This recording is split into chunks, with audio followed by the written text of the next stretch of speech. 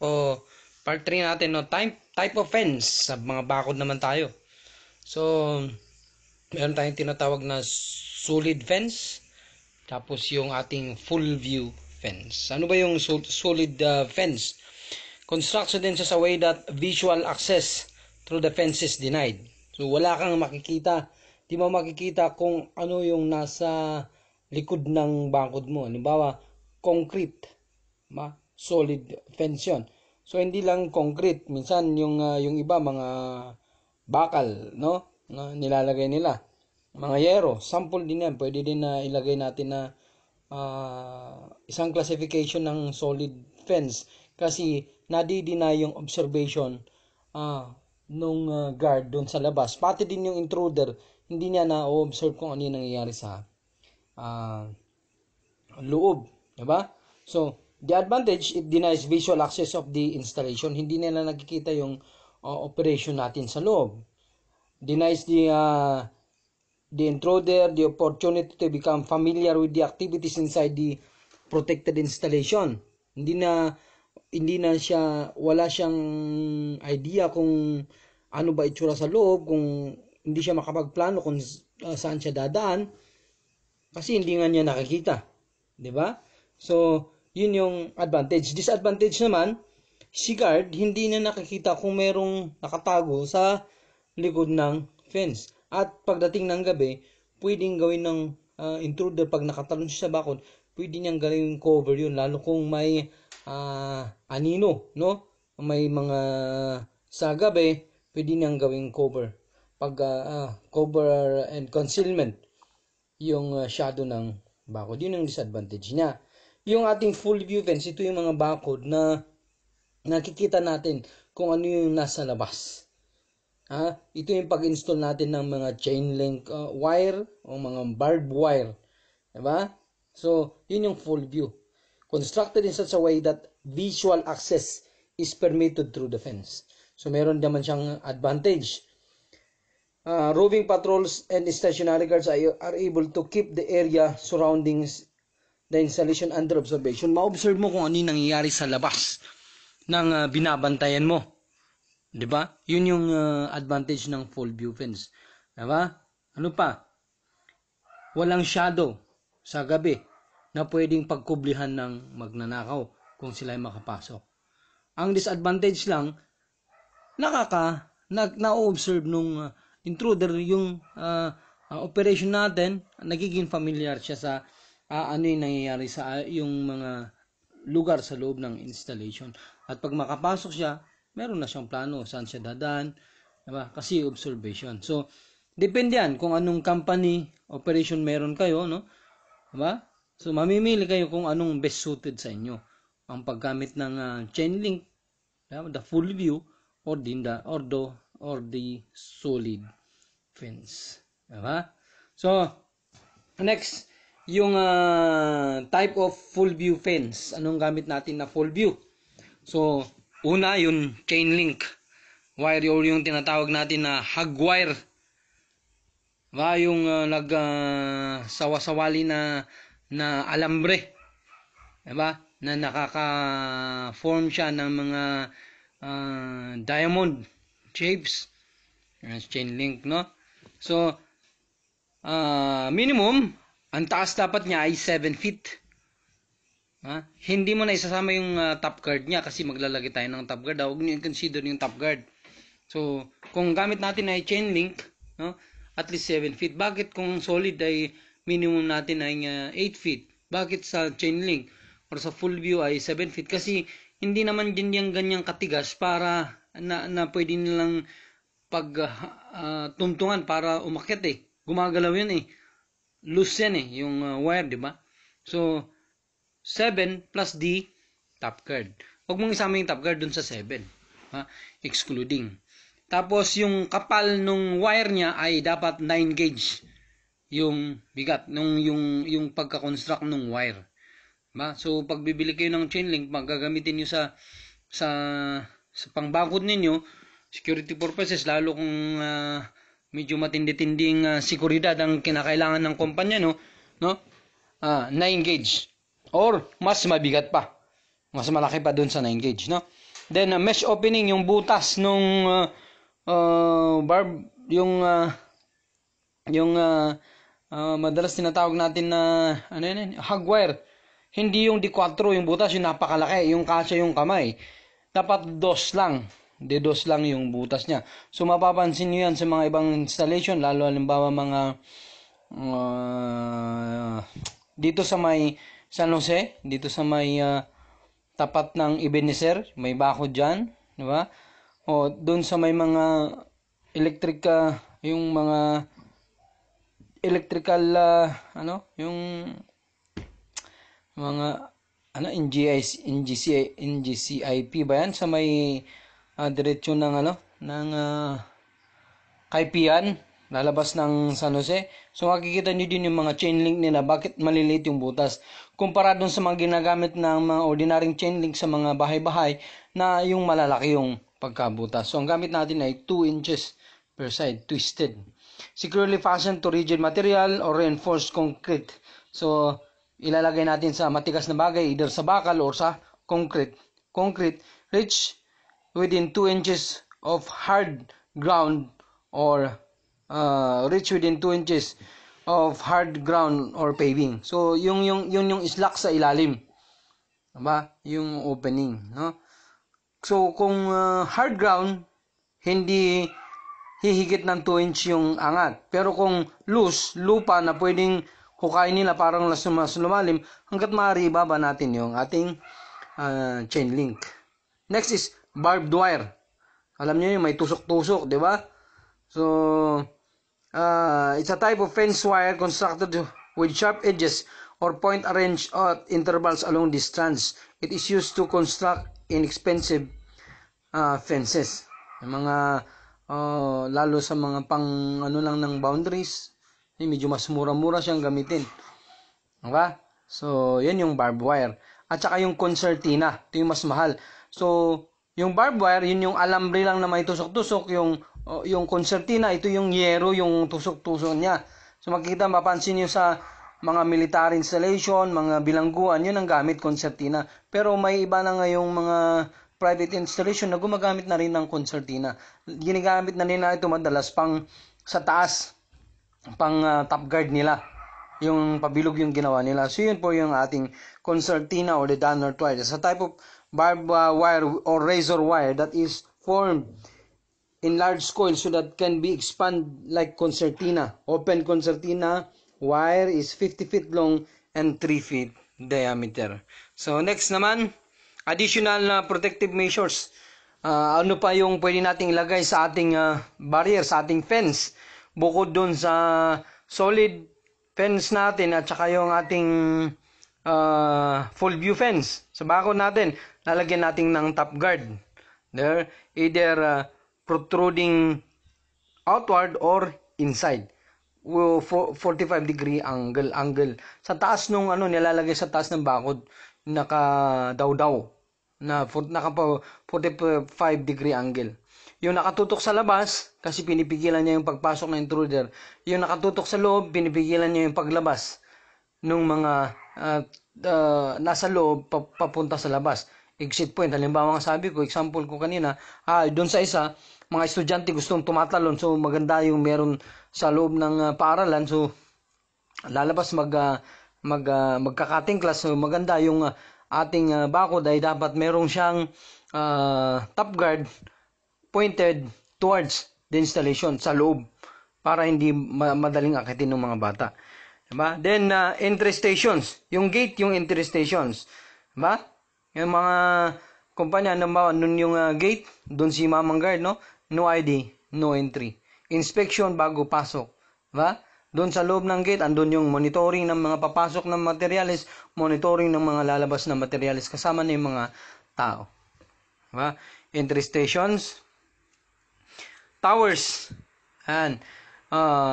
Kung halimbawa naglagay tayo ng solid fence para mawala yung disadvantage ng solid fence na hindi natin ma-observe kung ano nangyayari sa labas, maganda din maglagay tayo ng tower. Alam niyo man yung tower, di ba? Yung tore na kung saan pwedeng doon si guard siya ang ma-observe niya kung ano yung nangyayari at the highest level. Mataas yung kanyang pwesto. Kaya lumalawak yung kanyang sight, yung kanyang naoobserbahan. Diba? So, pagkatapos ng towers clear zone, ano ba yung clear zone na to? Magmula sa bakod, papunta sa installation na binabantayan, yun yung dapat may mga lugar na dapat walang ibang nakalagay, walang mga tanim. Ganyan. Yun ang tinatawag na clear zone. Para, pag may pumasok na tao, napapansin natin, hindi yung sa bakod mayroon ng may mga bagay, may mga gamit, may mga basura. Pagtalon ng tao, nakakakumbli siya sa loob. Kaya kailangan yung clear zone. Kaya nga clear zone, malinis yun, malinis na mga parte. Dapat malinis yung clear itong part na yan para kung mayroong pumasok ay na-observe natin, diba? Tapos ano ba yung standard na clear zone?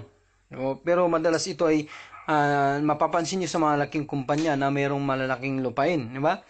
20 feet or more between the perimeter barrier and exterior structure. Bakod papunta doon sa dingding ng building. Dapat at paano may 20 feet na maliwanag o malinis na area para monitor mo na kung mayroong nakapasok. 50 feet or more between the perimeter barrier and structure within the protected areas. So, yun yung ating mga clear zone. Ano naman yung protective in-depth? Halimbawa, yung kumpanya mo ay nasa bundok. Yung layo pa lang nun ay protection na yun. Sino bang pupunta dun magnanakaw ng tanso? Dun sa layo pa lang niya. Yung talagang desididong magnanakaw siguro, pero at least na-eliminate mo na yung ganung kadami ng gustong magnakaw. 'Di ba? The depth itself, yung kalayo niya mismo, maka-remote nung area mo ay na-eliminate na yung mga threat. Depende sa anong klaseng threat ang gusto mong eliminate, 'di ba? So yun yung protective in depth. So anong ginagawa natin naman para na-establish ang ating boundaries? Halimbawa, wala tayong bakod. Naglalagay tayo ng mga warning signs. Ba? No trespassing private property. Kung saan hindi na tayo yung paglalagay ng bakod ay hindi advisable. Kasi ang laki ng gastos. Ba? Wala din naman makakamonitor.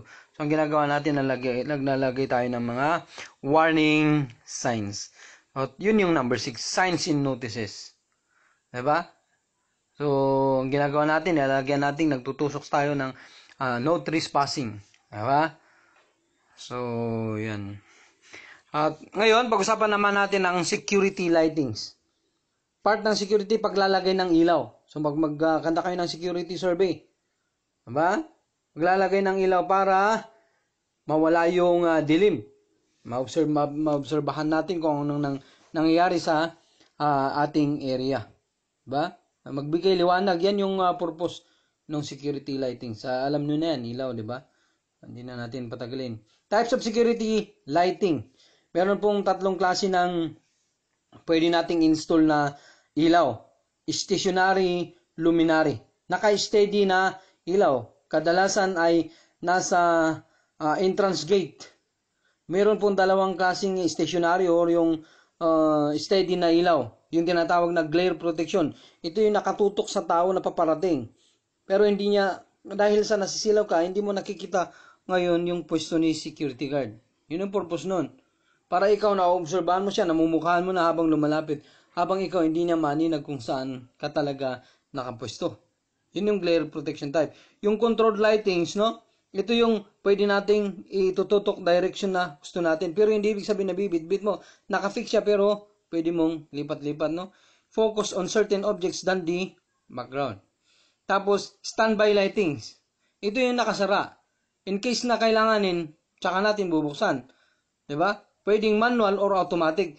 Tulad halimbawa ng motion detector na ilaw ngayon. Kasi may mga motion detector na bumbilya. Pag may kumaluskos, may gumalaw, umiilaw siya. So, standby lightings yun. Pag wala, para nakakatipid sa kuryente, nakasara siya. Tapos, emergency lightings. Ito yung nakikita natin sa corridor na naka-install in case na nag-brown out o kaya nagkaroon ng sakuna, nag-alarm, automatic, patay yung ilaw pero makikita mo may umiilaw sa koridor. Yun yung mga emergency lightings. So, part niya ng ating security.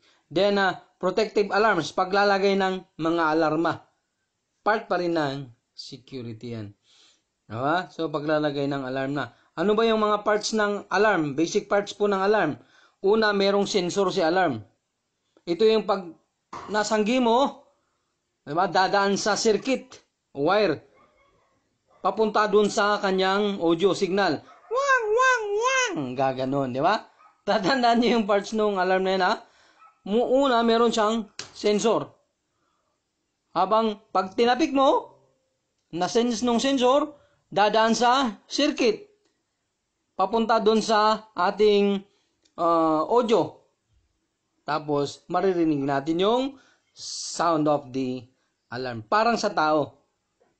Diba? Ano ang sense natin? Ilan ba yung sense natin? 5 ba? 5 senses. Touch, sight, smell, taste, ano pa ba?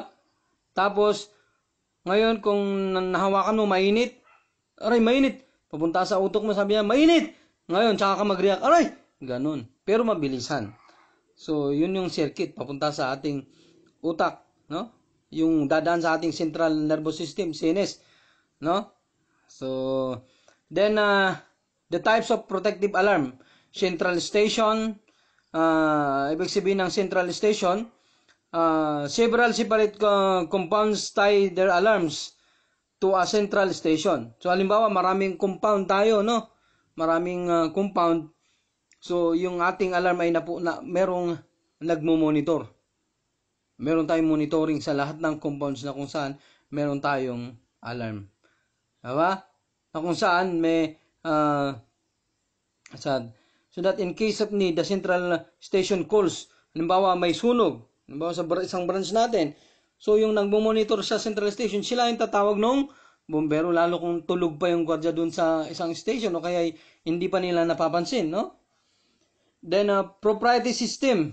Ito yung central station type except that proprietary console is located inside the subscriber installation who owns or base the alarm system. Doon mismo. Diba? Sa loob mismo ng compound, andun yung central station mo. Hindi yung dito sa central station na separate doon sa compound kasi nga separate from the different compounds. Yung proprietary, yung control station mo ay nandun mismo sa binabantayan nating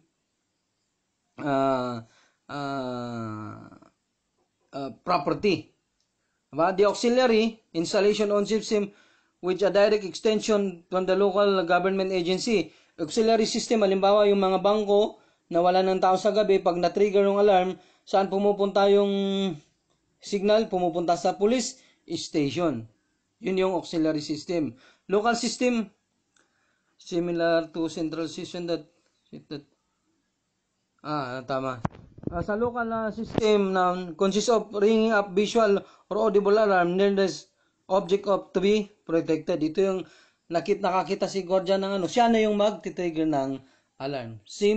Mas advanced yung proprietary system kaysa dito sa local alarm system. Diba? Kung saan mo nakita yung alarm, tsaka doon mo iti-trigger yung alarm. Diba? Response will be made by local guards and personnel within sight or hearing. So yan po yung apat na klase ng protective alarm. Central station, proprietary system, auxiliary system, and then the local alarm system. The next is fire protection. Fire alarm. Alam niyo na yung fire alarm. Ano ba yung ginagamit natin sa fire alarm? Yung smoke detector. Fire detector, no? The smoke detector, tapos yung fire bell. Smoke detector, pag usok, no, na-trigger yung detector, then mag-register sa ating fire bell.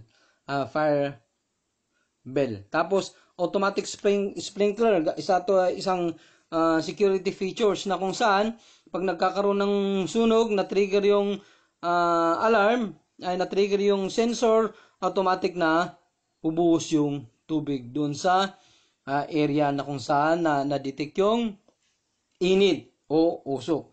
Pwedeng heat. Ang detector natin ay pwedeng heat detector or smoke detector. Diba? Yun yung automatic sprinkler. Nasa batas natin, lahat ng basement dapat ay gumagamit ng kung ang basement ay ginagamit natin for occupancy, ginagamit natin na kung saan halimbawa tinitira ng mga tao para sa negosyo, sa ating building code, dapat mandatory ang ating basement na ginagamit ay magkakaroon ng dapat may ma-install na tawag doon, dapat may ma-install na sprinkler. Tapos ano naman tong standpipe, no? Standpipe, ito yung makikita natin sa loob ng mga building, halimbawa sa mall, na kung saan may mga hose, may mga palakol na nakalagay sa glass box, nakalagay doon, break glass in case of fire, di ba? So, gamit yan in case na magkaroon ng sunog. At meron din na naman batas dyan sa fire code na dapat yung standard na pipe ang ilagay mo dyan kasi nakasukat dun sa hose ng bumbero. Tapos yung fire hydrant, diba? Yung kuhanan ng tubig along streets kung saan bawal paradahan para kung maubusan yung mga bumbero ng tubig, doon sila pwedeng kumuha ng tubig. Tapos yung fire extinguisher natin. So hindi natin gaano naliman yung explanation natin dito sa fire safety kasi meron kayong separate subject sa fire ninyo. So basic lang natin, no? Tapos sa paggamit ng fire extinguisher, lagi niyong tatandaan, no? Sa paggamit ng fire extinguisher, lagi niyong tatandaan yung T-pass, no? Pero yung T hindi naman mandatory. Pass, no? Pull the pin, aim the nozzle to the base of the fire, squeeze the lever, then sweep side to side yung ating nozzle sa base ng fire para mamatay yung apoy. So, ano yung mga klase ng fire? Class A, B, C, and D. Pero sa ibang bansa, meron silang class K. So sabi ko, hindi natin gaano lalaliman dito kasi meron kayong separate subject sa fire. And then, yan yung ating operation ng fire extinguisher, no? Naglayan ko lang ng silent T for the twist the pin to break the seal kasi ang ating fire extinguisher po mga kasama ay may seal po yan para hindi basta-basta nahuhugot na paglalaruan ng mga bata. Yan. Kaya you need to twist that before pulling para ma-break yung seal. Diba? Then alarm devices, diba? Magnetic door contact. So ano yung magnetic door contact? Sa protective device usually placed sa mga pinto, diba? At bintana na kung saan magbibigay ng notification kung nabubuksan yung pinto para nalalaman natin na may pumapasok sa ating either sa bintana or sa ating pinto. So yun yung magnetic door contact. Halimbawa, nakasara, edi naka-contact na yung magnet. Pag nag-open yon, ibig sabihin merong bumakas at merong pumasok, no? Yung isa naman, gamit yung magnet, no? Magnetic door contact. Next naman ay vibration contact. Halimbawa sa mga bakod. Kung merong umuga, nalaman na meron tayong intruder. Diba? The passive infrared detector or the motion sensor. Diba? So, kung may gumagalaw, diba, nadedetect niya. O gamit ng infrared. Halimbawa kahit gabi, diba, nakikita. Panic button. Open, ito yung nilalagay sa mga ilalim ng mga counters, lalo sa mga bank, kung in case of robbery, pinipindot nila para magbigay ng alarm sa mga law enforcement officers. Then, paggamit ng CCTV. The CCTV or the closed circuit television system, which is usong-uso na ngayon sa atin. Diba? So, next, IP camera. Internet, no? Cameras. Pwedeng nakalagay sa internet protocol na cameras, pwedeng sa cellphone mismo. Merong camera sa bahay ninyo. So, siguro sa inyo, alam nyo to, gumagamit na kayo, no? High-tech naman ngayon, mura na yung mga gantong gamit. Online lang nakakabili tayo ng murang mga cameras na nakakonect na sa ating mga cellphone na nakikita natin. Then, the biometrics, alam niyo man kung ano yung biometrics, no? Pagkilala sa mga tao through traits and characteristics. So, ang ginagamit natin sa biometrics, pwedeng yung fingerprint scanning or the iris scanning, diba? Or paggamit ng barcode scanning, diba? Then, protective locks, paglalagay ng kandado sa mga pintuan o mga bintana, exit or entry points, diba? So, yun yung paggamit natin ng lock. Ano ba yung lock? Mechanical, electrical, hydraulic, or electronic device. Ang lock po ay pwedeng mechanical, sinususian, diba? Pwedeng electrical, hydraulic or electronic device, pwedeng gumamit ka ng code numbers through, diba?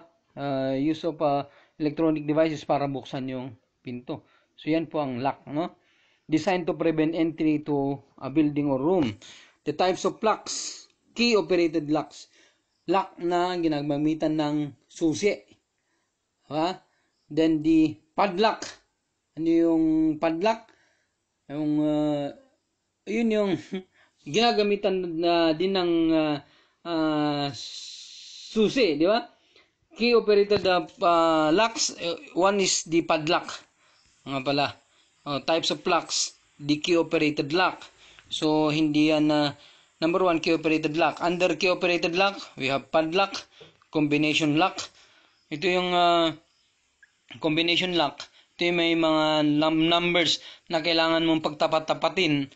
Ayusin mo yung mga numbers para mabuksan. Yun yung combination lock. Then, card-operated lock. Ba? So, yung pumupunta ng sugo, alam niyo na, or mga hotel or mga high-tech na buildings, no? Nakagamit na kayo ng card operated yung lock ninyo. Tatapat mo lang yung lock. Dati sinusuksok, ngayon sensor na, parang nasa LRT or sa MRT, no? Dati susuksok pa yung card. Ngayon hindi na. Itatapat mo na lang yung parang ganun, di ba? Card operated coded lock. Then electronic lock can be closed and opened by remote by electrical means. So yan po yung iba't ibang klase ng ating mga locks. Key operated lock, the padlock, combination lock, card operated coded lock, and then the electronic lock. Key control, pag manage natin ng ating susi sa ating kumpanya, lalo na halimbawa closing na, sarado na, wala nang mga empleyado, sino ba dapat maghawak ng susi? Yung kadalasan ginagawa ay di need to know kung sino yung head ng office doon o kung sino yung in charge sa opisina, sila nag-uwi ng kanilang mga susi. Paano kung in case of emergency? Kailangan natin buksan yung opisina, wala pa yung tao. So, gumagamit tayo ng master key. Change key, ang tawag natin sa change key, a key to a single lock. Susi na para sa isang lock lang. Tawag natin doon ay change key. Bakit change key? Dapat single key, no? Pero yun ang pangalan yun ang pinangalan . Change key, kaya lang niyang buksan ay isang lock lang. Particular lang na ginawa na yun lang yung kaya niyang buksan. Change key yun. Submaster key, itong susi na to ay kayang magbukas ng iba't ibang lock within a particular area or grouping. Halimbawa, sa first floor, merong 4 na room. Yung ating submaster key, kaya niyang buksan lahat yun. Diba? Yung change key, isang pinto lang yung kaya niyang buksan. Submaster key, kaya niyang buksan yung 4 na pinto sa isang ground. Ngayon, kung yung susi ay kaya niyang buksan hindi lang dito sa first floor, pati sa second floor, third floor, ba? Ay tinatawag ng master key. A special key capable of opening series of locks. Diba? Marami na. Diba? Grouping, ibang group na ng lock. Sa submaster key, can open all locks within a particular area or grouping lang. Particular area or grouping. Sa master key, can open series of locks. Pero may mong mas matindi, si Grand Master Key. Ang susi na Grand Master, tinatawag na Master Key, ay key that can open everything in a system involving 2 or more Master Key groups. Mas matindi siya sa kay Master Key. Halimbawa si Master Key, kaya lang niyang buksan yung mga building sa ating compound A, sa compound B hindi niya kaya. Pero si Grand Master Key, kaya niyang buksan lahat. Yung susi sa ating compound A, kaya din niyang buksan sa ating compound B. Diba? Another terminology, Peterman. Tawag sa term used in England for lock picker. Yung marunong bumukas ng mga lock. No? Safe crackers and penetrators of a restricted area or rooms. Peterman ang tawag. False key, genuine key stolen from the owner. Original yung susi. No, yun talaga yung susi pero nanakaw. Tawag natin doon ay false key. Ngayon pupunta tayo sa human barrier. Paggamit ng tao sa pagbantay ng ating installation. So, security guard. Tandaan natin ang security guard, tinutukoy natin pag sinabi natin security guard, tao. Natural person na nagbibigay ng personal service of protecting, nagbibigay ng security services in exchange of compensation. Yun ay gwardiya. Security supervisor, ito yung nagle-lead ng mga ordinary guards niya. Diba? Mayroon siyang pinaka-leader ng ating mga security guard. Siya yung nagsasaayos nung takbo nung security operation sa kanyang detachment.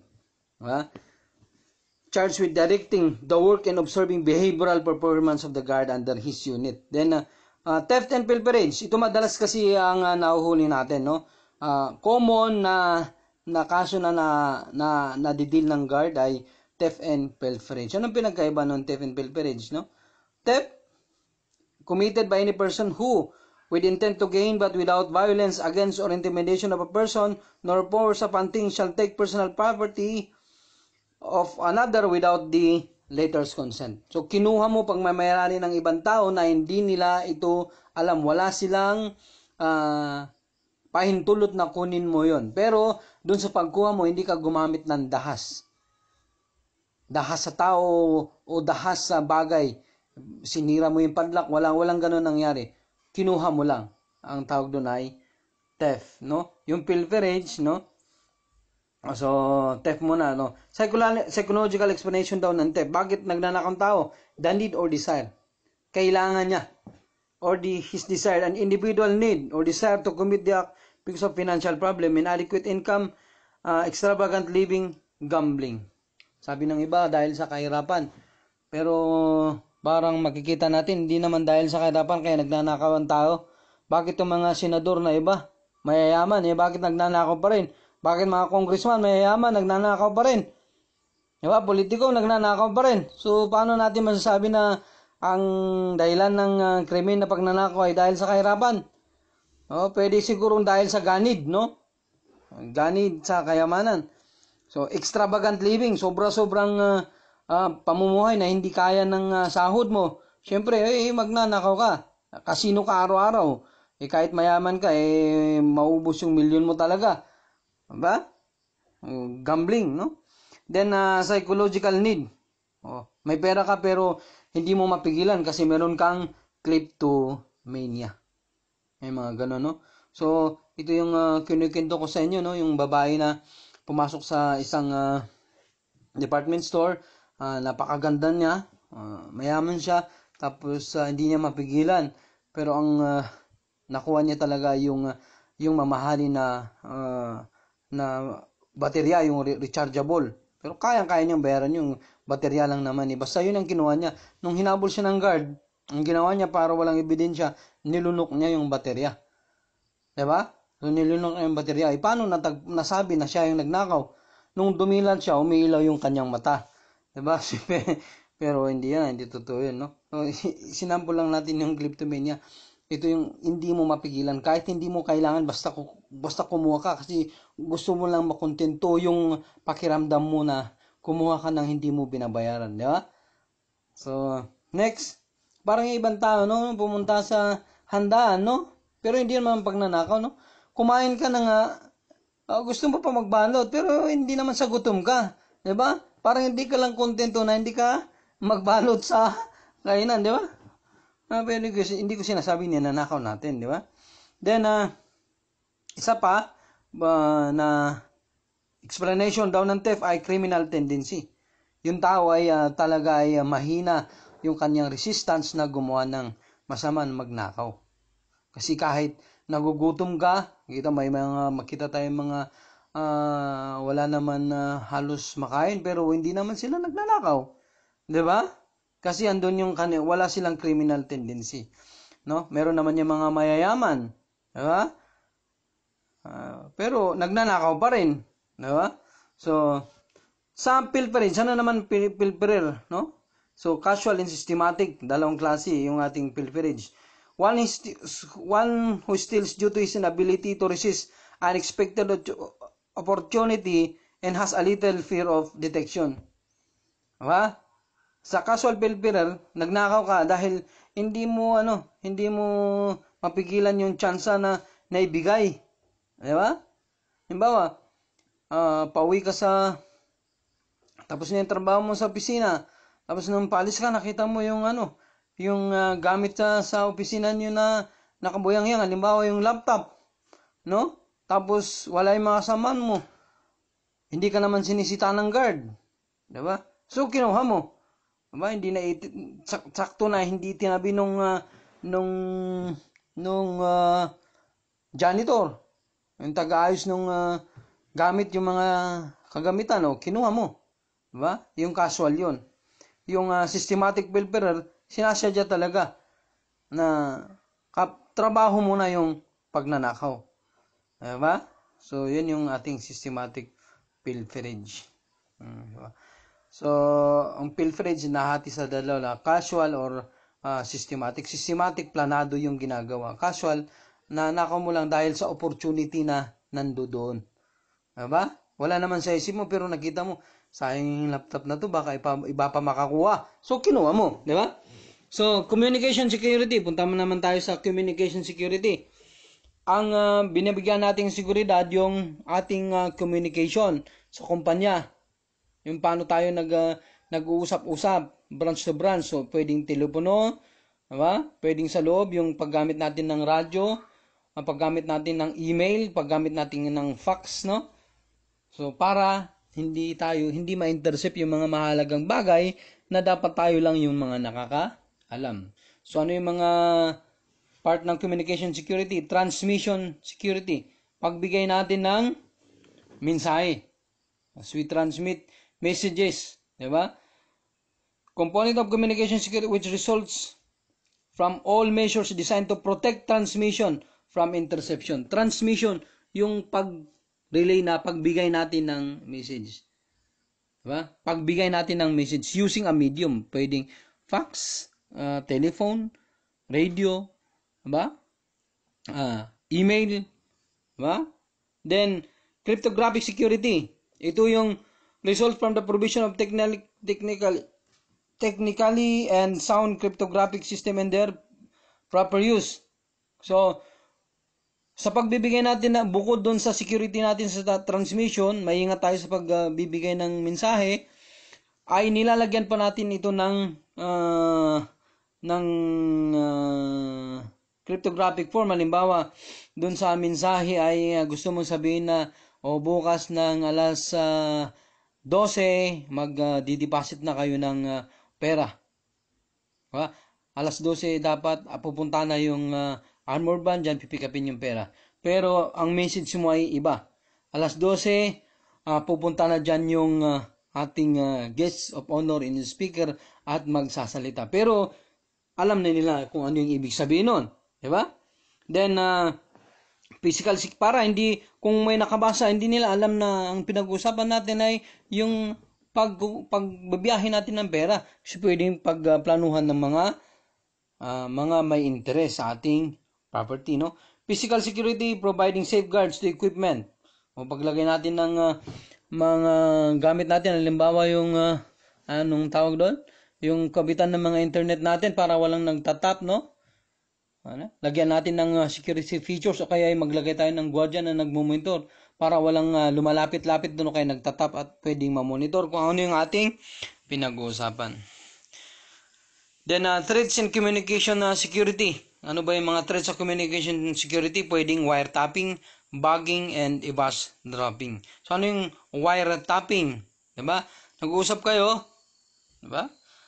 Gamit ang telepono, diba? Andun siya sa ibang, halimbawa sa connection, andun sa labas, kung saan nakakonect yung ating telephone, ay maglalagay siya ng device para maririnig niya habang tayo nag-uusap. Diba? Yung bugging naman, pwedeng sa opisina natin ay yung telephone natin lalagyan na ng isang device na pwedeng nakaka-monitor kung ano yung pinag-uusapan natin. Eavesdropping, no? Ito yung pakikinig ng mga dapat ng mga bagay na hindi mo dapat malaman, no? Halimbawa, pag may nagmi-meeting, no? Pasilip-silip ka, paunti-unti kang nakikinig. Kasi sabi niya dito, no?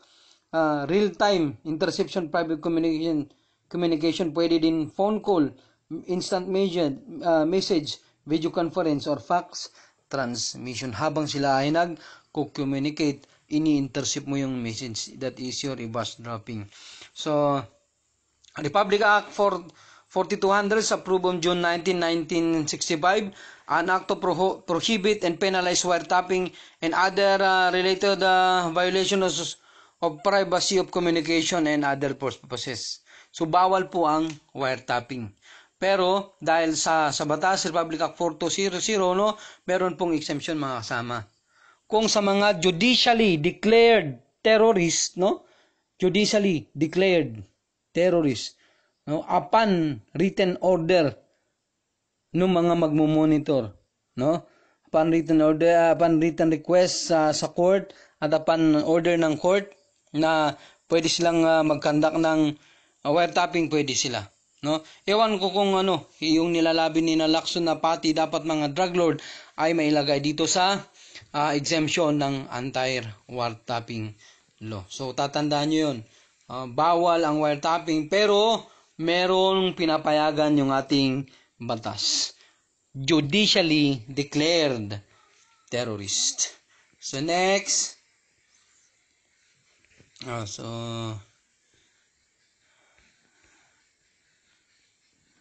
Bank security naman.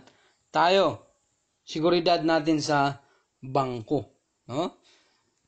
So, ano ba ang sabi ng Bangko Sentral ng Pilipinas? Bangko Sentral ng Pilipinas Circular Number 620 issued on September 3, 2008. A circular issued by BSP concerning regulations on bank protection which aims to promote maximum protection of lives and property against crimes, robbery, theft, and other destructive causes. So, dapat ang mga bangko ay merong guard system.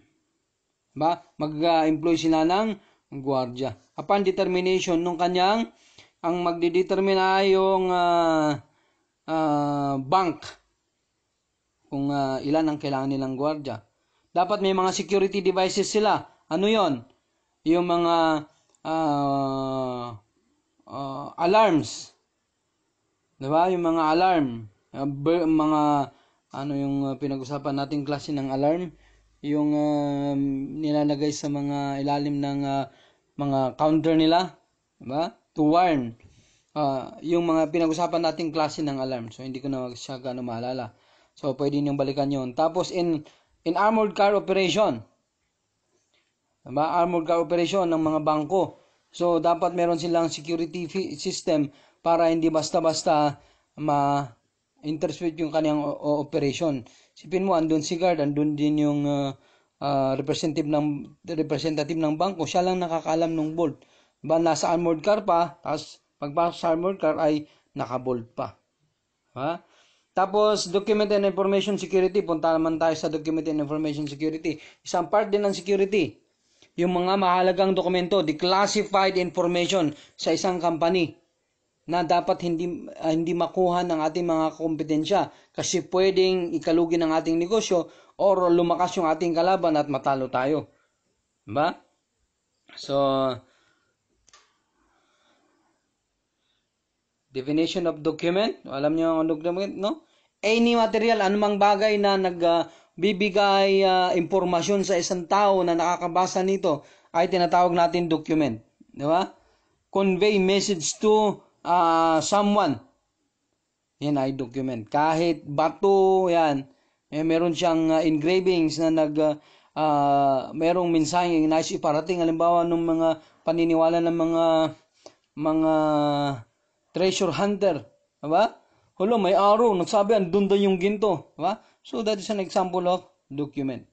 Hindi yung, ang akala natin, yung document ay papel lang. It's a no-no. Sabi na dito, in a material that contains marks, symbols, or signs, either visible, partially visible, or completely invisible, that may be presently or ultimately convey meaning to message to someone. Then, the types of, or the class of document, class 1, class 2, class 3, and then the class 4. Ano ba yung mga class 1 na document? Tinatawag na vital document. Class 2 ay mga important document. Class 3 are useful document. And class 4 are the non-essential document. Ano ba yung mga vital document? Ito yung mga irreplaceable records. Ito yung mga record na hindi pwedeng palitan. Yun lang yun. Kailangan ingatan. Diba? Na iba yung value ng original kaysa sa photocopy. Pag photocopy, hindi ganong kabigat na papaniwalaan mo. Gusto mo talaga makita yung original. Ang tawag doon ay vital document. Important document, ito yung mga record na kung saan na pwede nating reproduction of which cause considerable expense and labor or considerable delay. Halimbawa, nawala yon at kailangan natin i-replace. So, mahihirapan pa tayo muna bago natin ma-replace. Pwede nating mapalitan pero nahihirapan tayo ay important document. Halimbawa, yung mga TOR, diploma ninyo sa school. So, nawala. Diba? Hindi ka na pwedeng kumuha nun. Pwede ka ulit balikan mo yung school mo. Pero kailangan affidavit of loss. Diba? So, yun yung mga important document. Yung mga vital document, no, yun ito talagang mga document daw. Halimbawa, kontrata. Pinirmahan na kontrata. Yung dalawa about sa negosyo o sa utangan ninyo.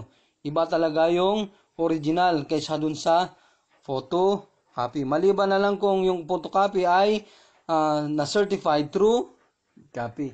Useful document is a record that the loss of which may cause inconvenience. Ito yung mga dokumento na halimbawa nawala. Hindi na natin pwedeng, pero hindi ibig sabihin na hindi na natin magagawin, dapat natin gawin. Pero, ibig sabihin, nahihirapan tayo kasi wala yung document. Pero not totally na pwedeng mahinto yung ating operation dahil sa pagkawala ng document. Tapos yung class 4 non-essential, diba? Ito yung mga pang-araw-araw na ordinaryo na mga communications sa ating opisina na hindi ganun kalaga kahit mababasa ng iba ay hindi naman nagbibigay ng panganib sa ating kumpanya. No?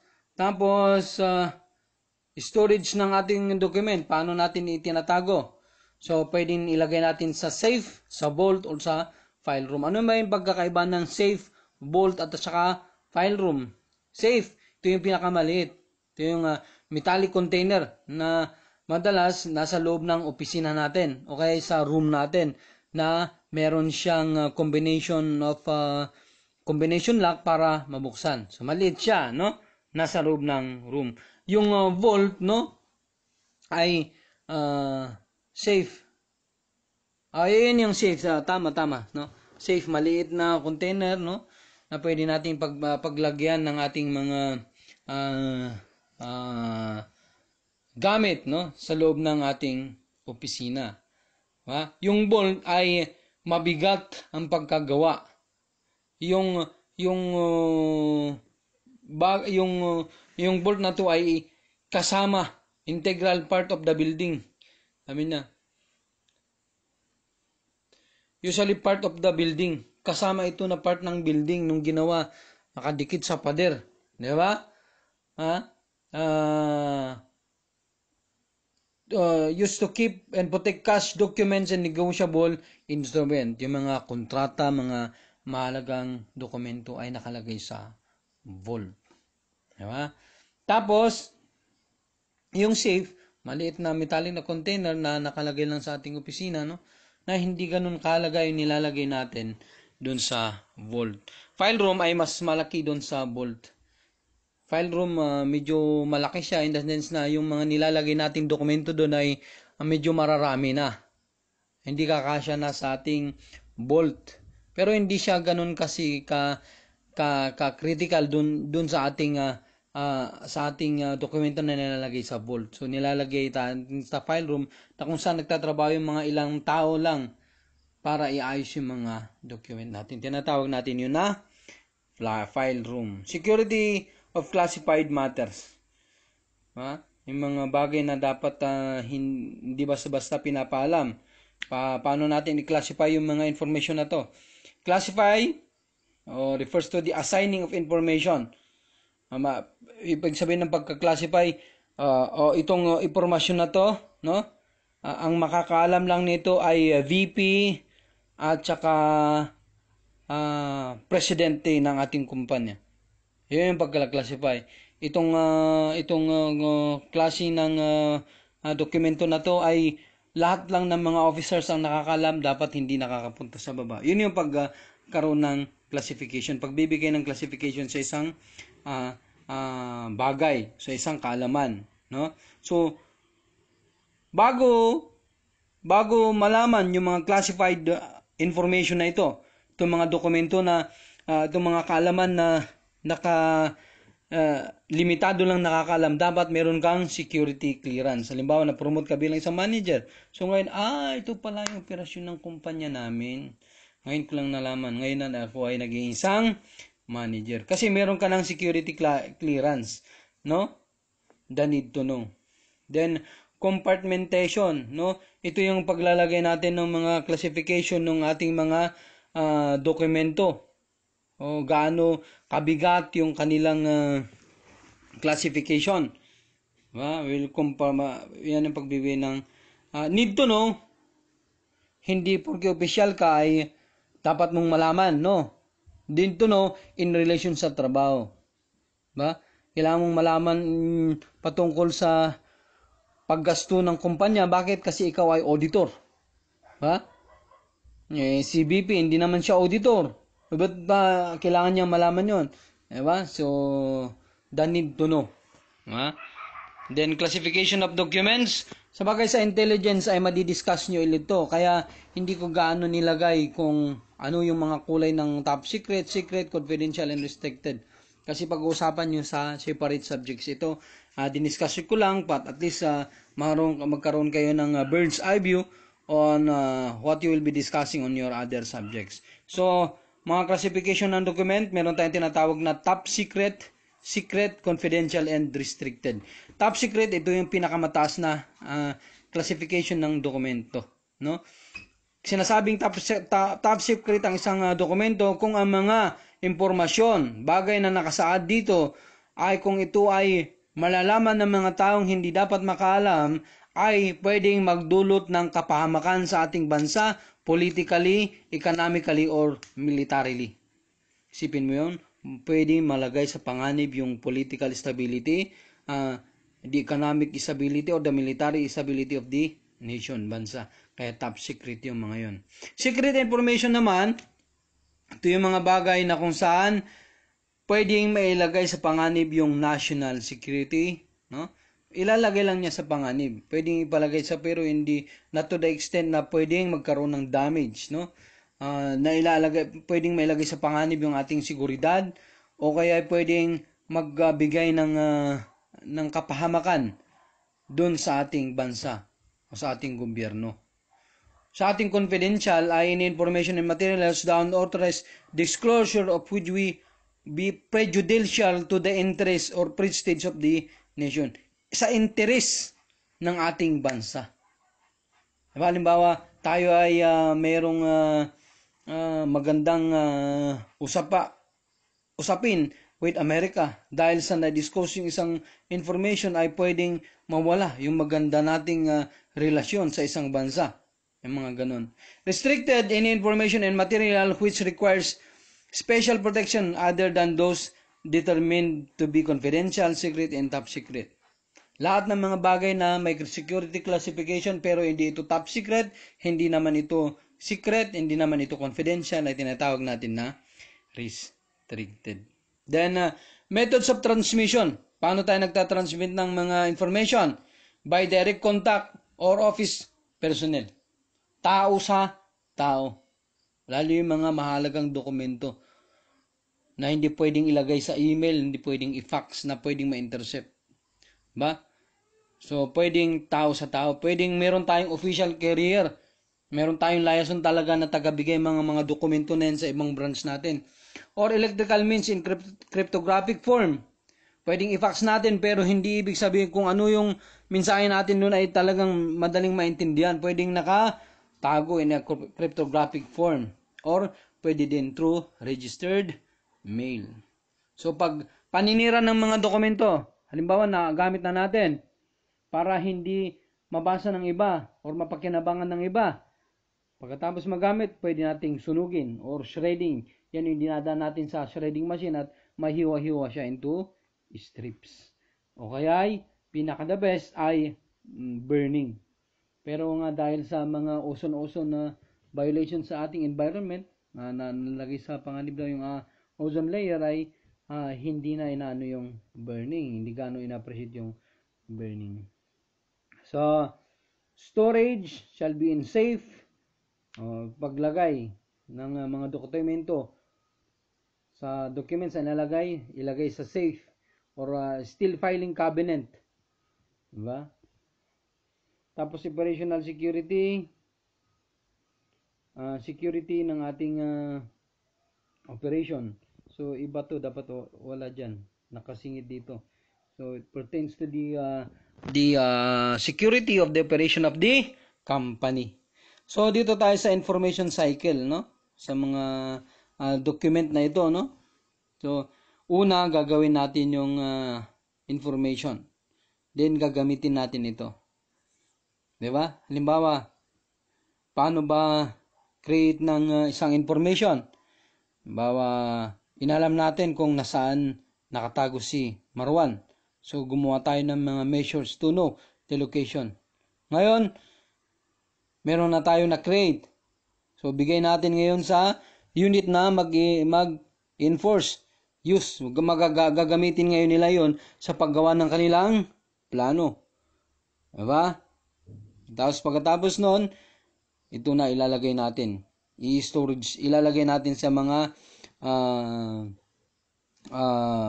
dapat nilang kalagyan. Kung ito ay top secret, itatago natin doon. Pag nagamit na, pwede nating kunin, no? At pwede nating ilipat from top secret. Kung halimbawa matagal na at wala naman ng ganong di ano na ng panganib sa ating bansa, pwedeng from top secret pupunta sa top secret hanggang sa mapunta sa restricted. Diba? So, the creation, the use, the storage and retrieval, the transferring of information from active to inactive use, diba? And disposition. The decision may be to retain the information or indefinitely tanggalin na. So, halimbawa, nagamit na natin, tanggalin pa ba natin tong file o itago pa natin ito. So, yan po yung disposition. Kung i-retain natin or i-dispose natin yung ating document. So, what are the kinds of sensitive information? Proprietary information, impormasyon patungkol sa pag-aari ng isang tao. Diba? Sensitive information yun. Dapat natin babantayan yun para sa ating kliyente, para hindi malaman ng mga kalaban yung mga pagmamayari ng ating amo. Diba? Trademarks. Diba? Recognizable design. Diba? Yung disenyo ng mga produkto natin.